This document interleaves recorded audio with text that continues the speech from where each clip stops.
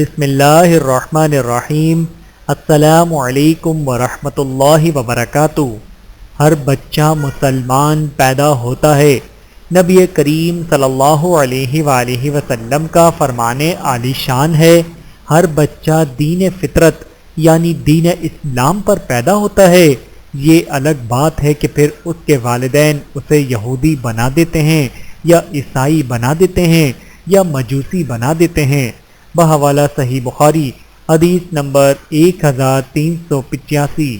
اسلام دین فطرت ہے اور انسانی فطرت میں بنیادی طور پر خیر کا غلبہ رکھا گیا ہے، اسی لیے ہر بچہ سچائی، انصاف، دیانتداری، شرم و حیا اور توحید و رسالت اپنی فطرت میں لیے پیدا ہوتا ہے، لیکن بسا اوقات اس کے والدین اور خارجی ماحول اسے توحید و رسالت اور اسلام کے نور سے دور کر دیتے ہیں۔